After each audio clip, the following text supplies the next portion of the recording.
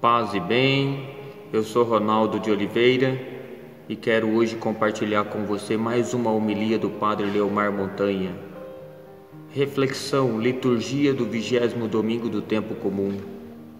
A paz e o bem, ou a divisão e o conflito, começam dentro de nós. Na liturgia deste domingo 20º do tempo comum, veremos na primeira leitura que o profeta Jeremias recebe de Deus uma missão que lhe vai trazer o ódio dos chefes e a desconfiança do povo de Jerusalém. Anunciar o fim do reino de Judá. Toda a vida de Jeremias é arriscar a vida por causa da palavra de Deus e da missão profética. Deus o chama nessa fase dramática da história e confia-lhe uma missão. Ele pôs-se incondicionalmente ao serviço da palavra, mesmo que isso tenha significado violentar a sua própria maneira de ser, viver à margem, se afastar dos familiares, dos amigos, dos conhecidos e afrontar o ódio dos poderosos. A história de Jeremias mostra claramente que, mesmo incompreendido, humilhado, esmagado, abandonado, o profeta não está só. Deus está sempre ao seu lado, como presença amiga e reconfortante, como garantia de que a missão profética não está condenada ao fracasso. A garantia de Deus deve dar ao profeta a confiança e a coragem para levar até o fim a missão que Deus lhe confiou, em benefício de toda a humanidade. Na segunda leitura, o apóstolo Paulo nos convida à perseverança na fidelidade a Deus e firmeza no testemunho.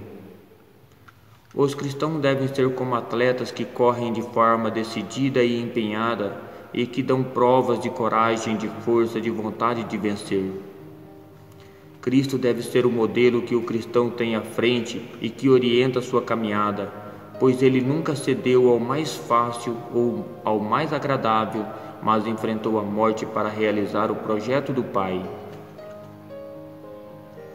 No Evangelho, Jesus nos apresenta a radicalidade do reino e as exigências que daí brotam para quem adere à sua proposta.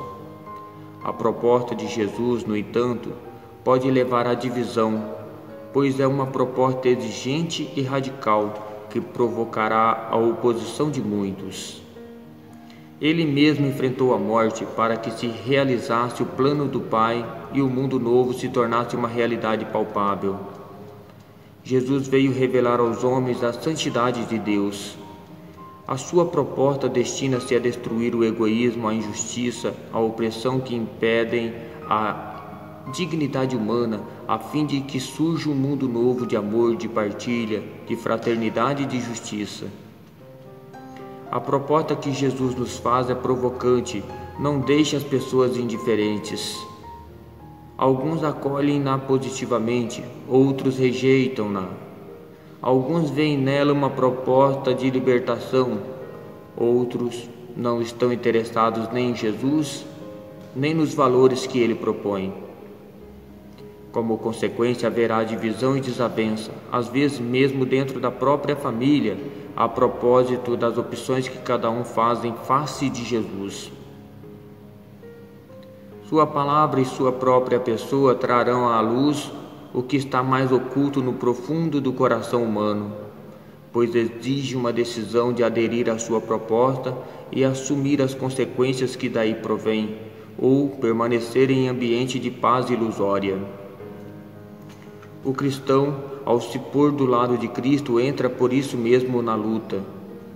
Não pode considerar-se nem se conservar um neutro. Para muitos é um inimigo, mesmo que queira ser um Francisco de Assis. Jesus exige opção. Não é possível ficar em cima do muro. Um exemplo: a filha de um industrial quer dedicar-se aos pobres, mas não de modo assistencialista, distribuindo esmolas, por isso seria como encher um balde furado. O que ela colocaria dentro desse balde seria tirado pelo sistema econômico sustentado por seu pai, pela inflação, pelo arroxo salarial e etc. Portanto, ela decide lutar contra esse sistema. Entra em choque com o próprio pai, por mais que goste dele. Este relato está na revista Vida Pastoral, número 310, página 58. E o Papa Francisco está sendo aceito pacificamente. Tem até gente influente dentro da igreja rezando assim: Senhor, iluminai-o ou eliminai-o. Jesus diz que esta divisão pode ocorrer também dentro da família, entre pai e filho, mãe e filha, irmão e irmã, nora e sogra. E lamentavelmente sabemos que isso às vezes é certo e doloroso. A pessoa que descobriu o Senhor e quer segui-lo seriamente encontra-se, com frequência, na difícil situação de ter de escolher: ou contentar aos da casa e descuidar de Deus e as práticas religiosas, ou seguir estas e estar em contraste com os seus que lhe jogam na cara a cada minuto, que dedica a Deus e às práticas de piedade. Mas o choque chega também mais profundamente dentro da própria pessoa e se configura como luta entre a carne e o espírito, entre o clamor do egoísmo e dos sentidos e o da consciência. A divisão e o conflito começam dentro de nós. Paulo o explicou de forma maravilhosa. A carne de fato tem desejos contrários ao espírito, e o espírito tem desejos contrários à carne. Estas coisas se opõem reciprocamente, de maneira que não fazeis o que gostaríeis.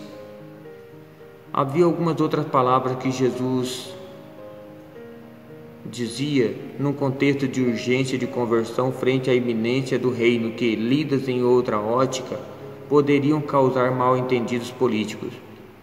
Não vim trazer a paz, mas sim a espada. Mateus 10:34. Vim trazer a ruptura. Lucas 12:51. Mas evidentemente Cristo não quis violência. Manda que amemos os inimigos. Não aprova a espada. Põe a tua espada na bainha, Pedro, porque todos aqueles que tomam a espada perecerão por ela. Jesus veio trazer a paz e a unidade no bem, a que conduz à vida eterna, e veio tirar essa falsa paz e unidade que só serve para adormecer as consciências e levar à ruína. Ele distingue dois tipos de paz. Deixo-vos a paz, dou-vos a minha paz. Não é a maneira do mundo que eu a dou. Não se perturbe, nem se atemorize o vosso coração. Depois de ter destruído com sua morte a falsa paz e solidariedade do gênero humano no mal e no pecado, inaugura a nova paz e unidade que é fruto do Espírito. Esta é a paz que Jesus quer nos oferecer. Querido irmão, querida irmã, boa reflexão e que possamos produzir muitos frutos para o reino de Deus. Um abraço e até o nosso próximo encontro. Fique em paz.